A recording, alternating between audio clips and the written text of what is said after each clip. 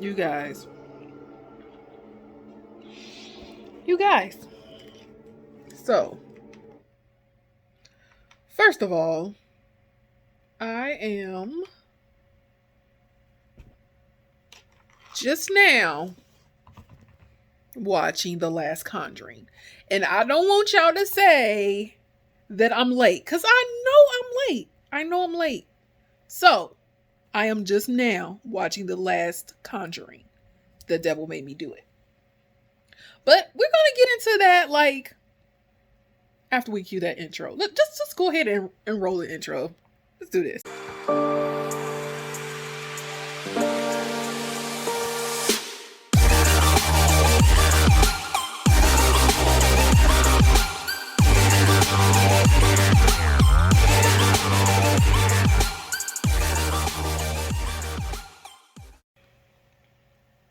All right, guys. So,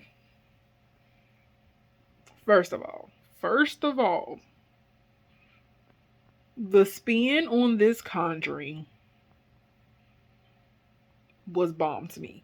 It was bomb to me. Now, some people may not like it, some people may, but the spin on this Conjuring movie was bomb. Okay.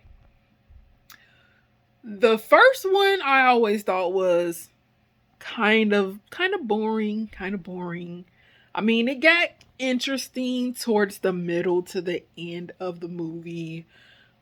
But like the family was just not doing it for me. I don't know if that's what just made me not like the first one as much. But it wasn't working for me. And then out of all people to possess, you choose to possess the mother? The mother? Someone who doesn't even have that much longevity of life. You choose to possess the mother. She was already on her last limb after they tried to get the demon out of her the first time. And you mean to tell me that you're going to keep on attacking her? She almost didn't make it out of that movie alive. Like, let's be real here, y'all. Let's just think about this and be real about that. She almost did not make it out of that movie alive. And I know that's what demons are supposed to do, but think about it. If you are a demon and you are supposed to wreak havoc, wouldn't you want to possess someone who has a little bit more longevity of life? Who you could be able to control for a longer period of time? Like, let's just be real. Let's be real. Like, make it make sense. Okay? Make it make sense. The second one, though, however, was better. Better. It was better. It was. And what I feel made it better is that it started to introduce the nun. The nun is creepy AF. Creepy AF, you guys. Like, and we're not even going to get into the nun, but not yet anyway. Not yet. But let's just talk about this. Let's talk about this. So, in the second Conjuring, the nun was the star demon of that movie. The nun is creepy AF. Creepy AF, y'all.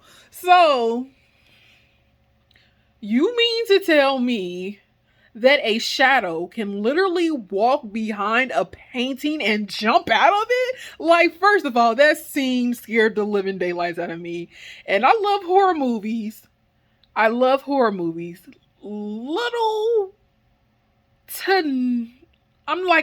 not scared of most of them, but that scene scared the living daylights out of me. And it's not even the fact that she just popped out of nowhere. It's the fact that I was expecting it and I was still jumped. Like, horror movies take a lot to get me. So the fact that I was already expecting that to happen and I still get a little bit spooked about it, yeah, that's saying something about the creation of how they did that scare tactic. Y'all, like the nun. And then they decided to make her just take over the whole demon side of that movie. She was the demon in the whole movie. Like, I can't even explain how I feel about The Conjuring 2. The Conjuring 2 was definitely a lot better.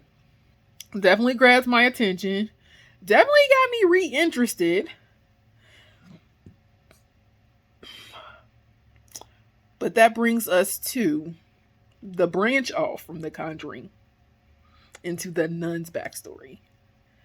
Now, we know that The Conjuring, Annabelle, all of this stuff ties in together, y'all.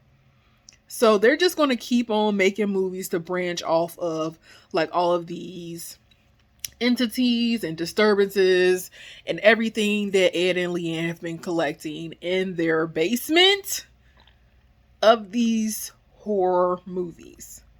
The Nun is just creepy AF. If you guys want to be scared, and I mean, like, even if you don't want to be scared, but you want something that's going to spook you a bit, The Nun will do that.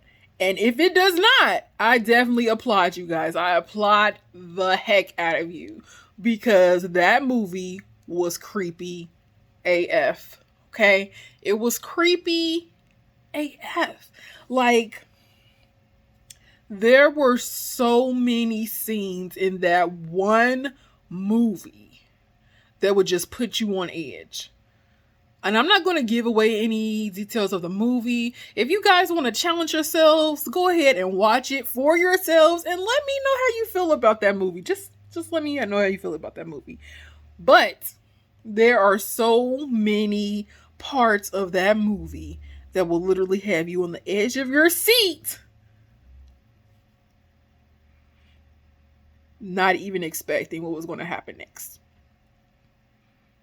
The Nun was great. Great made. Like, I literally did not want to watch that movie for the fact of what I seen in The Conjuring 2. Now, that's all I'm going to say about it, you guys. That's literally all I'm going to say about it. Oh, Jesus. That brings me to, look at this. Just look at that.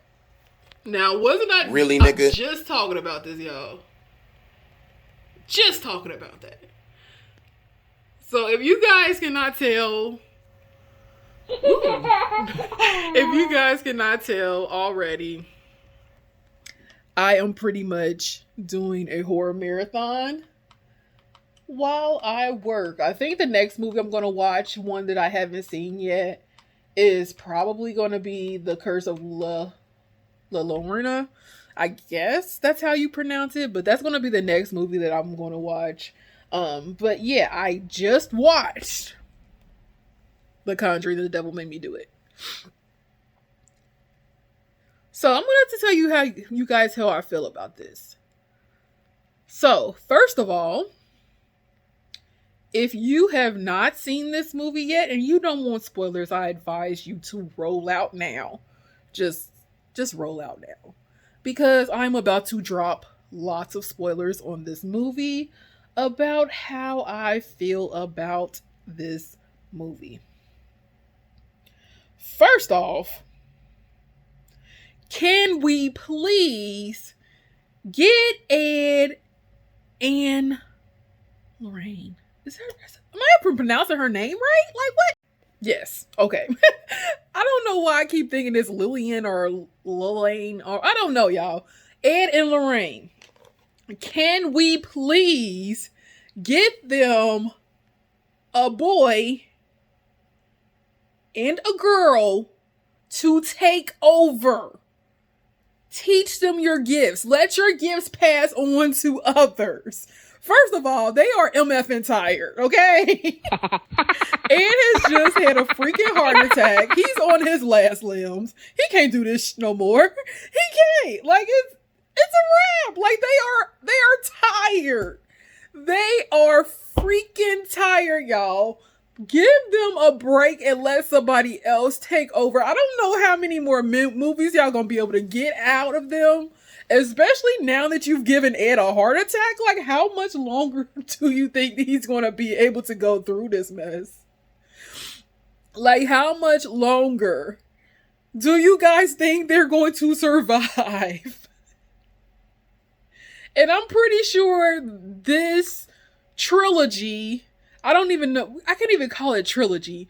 This whole collection of movies is not anywhere near being finished. So if you guys are going to want somebody else to take their place, like, you might want to start prepping and like slowly moving them into movies because they're not going to last much longer. It is a wrap, okay? It's a wrap. Ed and Lorraine are tired. Let them rest. Let them guide others. Do not keep putting them into situations like this, risking their lives, because they're not going to be able to take any more of it. It's a wrap. We clearly seen that in this movie. We clearly seen that in this movie. Second of all, the fact that this teenage boy loved this girl so much and the family that he was willing to take a demon inside of himself to save this little boy is just freaking remarkable. Like, what a spin to put on a movie, you guys. Like, I seriously hate little kids being in horror movies. You guys know that from my reaction to it. Like, I seriously hate it, but it's such a good freaking movie. But I hate horror movies that revolve around hurting children.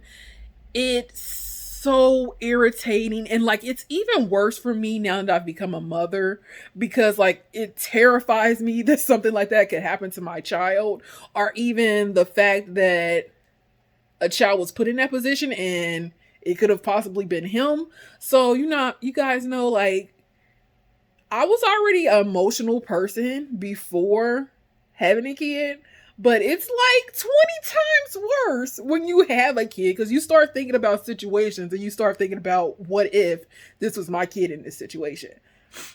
So, like, I hate horror movies even more than inflict danger on children, but I love horror movies and I can't stop. What do you guys see the issue with this?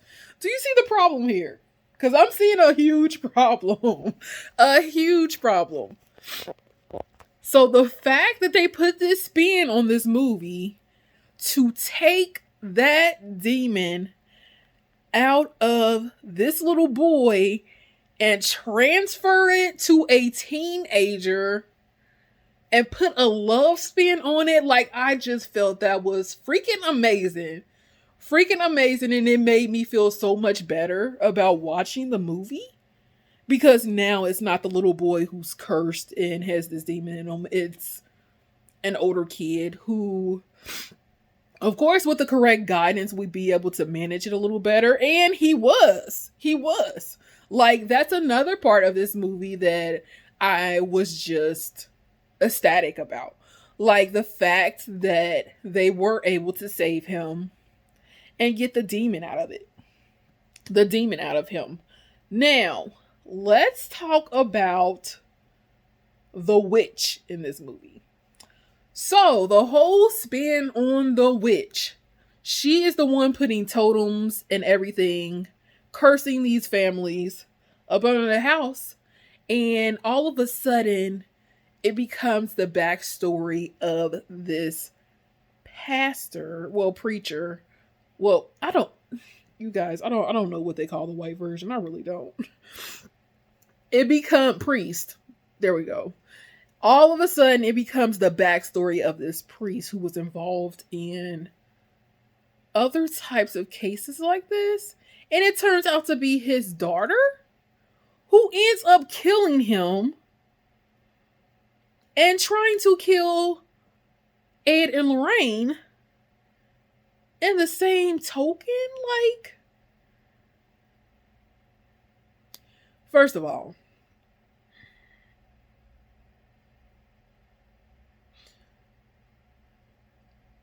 the lady who played the villain in this movie promised this demon a soul, right? And if you guys have seen this movie, you see what happens at the end, right? When she can't deliver. It's not a good ending for her. It's really not. And the fact is, like, she looked older than her priest father to begin with. Like, who decided to pair her as a daughter for a man who's already elderly? Like, she looked like she couldn't be too far from being there herself. Why in the world? I don't know. Maybe the practicing magic for that many years probably aged her a bit. I guess. I don't know. Whatever. It happened. But the fact that she could channel up this much power from conjuring that demon to make people come up back alive from the morgue, and literally ain't no telling how far this hospital or morgue was from Ed and Lorraine's house. But you mean to tell me you had this dead person basically walk or travel however they got there to the house with that much power? Like, if you guys have watched any other horror movies, you will know that it takes a serious amount of power in a horror movie to control a person who's already gone. It takes a huge amount of power. And when you run out of that power, the person just goes back to its original state of death. Okay? So, the fact that she was able to keep that going that long, she had to summon a freaking powerful demon to do her work. And no telling how long she had been doing that. But the fact is, why? And then she was just targeting random people. Like, there's no backstory on why she even targeted this family, why she even targeted this child. Just trying to end her curse. Like, it's just crazy. But the end of it made me feel a lot more better. Made me feel a lot better. Definitely did. Another thing I want to say about this movie is Ed and Lorraine's love. Now, you guys, I am a hopeless romantic. The fact that love was written like all over this freaking horror movie just made it worth my while. First of all, you have the boy's love for the girl in the girl's family, taking the curse upon himself from the little boy, saving the little boy from being possessed. Perfect. And then having to go with that possession while being in jail and trying to fight it for the love of his life. He almost didn't make it, though. But he did. And they got married. He didn't do that much time in jail. He was only convicted for 5 years. So when he got out, like, they were still pretty young. They got married while he was in jail. Love conquers all. Like, brilliant.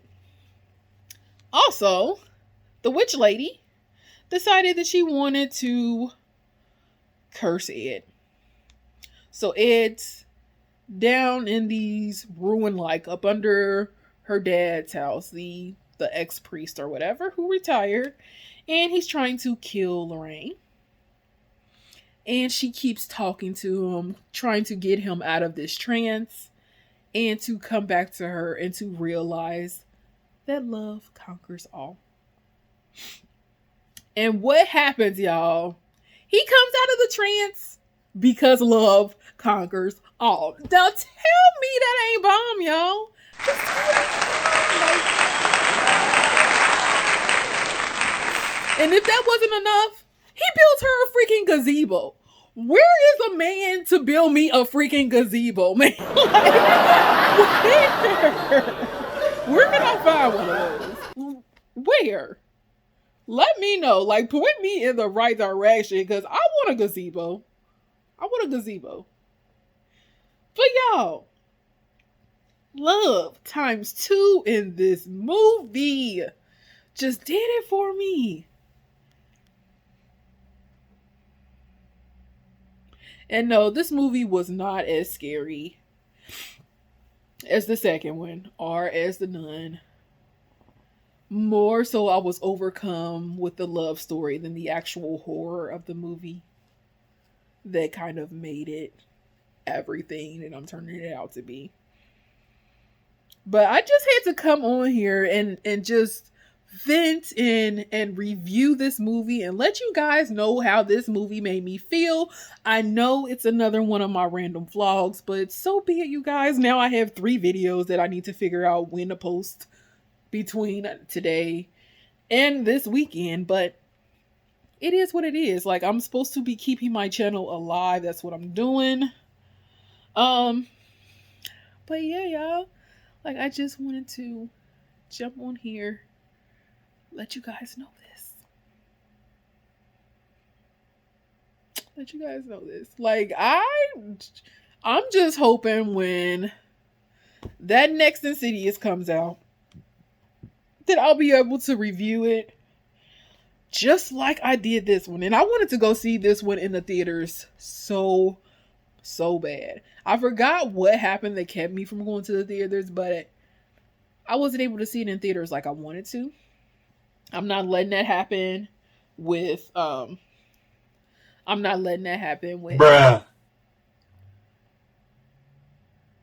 My bad, you guys. I'm not letting that happen with the new Insidious movie. I am going to be in that theater the weekend of the premiere. I wish I could go to the actual premiere. I'm going to be in that theater the weekend that it comes out in here in Ohio. That's where I'm going to be in the theater, you guys. So, like, I hope you guys enjoyed this random video of me just venting and letting you guys know how I feel about this stuff. Like, I love horror movies. I do. I really, really do. So, like, and I'm very pleased with this. I am very pleased with this movie. That's all they need to know. That's all they need to know. I'm very pleased with the turnout of this movie. But I do want to say one last thing. Give Ed and Lorraine a freaking break, okay? Give them some offspring to take over. And it's probably not going to be offspring. Like, let's just face it. They're not going to be able to have any more offspring. But the daughter needs to the daughter needs to develop her gifts or something. Find a boyfriend who could possibly be coached by Ed or something. But no, you guys, they're not going to make it too much longer. I don't know how many more movies you guys plan to get out of them. It's not going to last that much longer. But but until next time, you guys, I will see you guys. I don't know. Whenever I decide to do another movie review, it'll be right here. So I hope you guys enjoyed this. Until next time. Bye.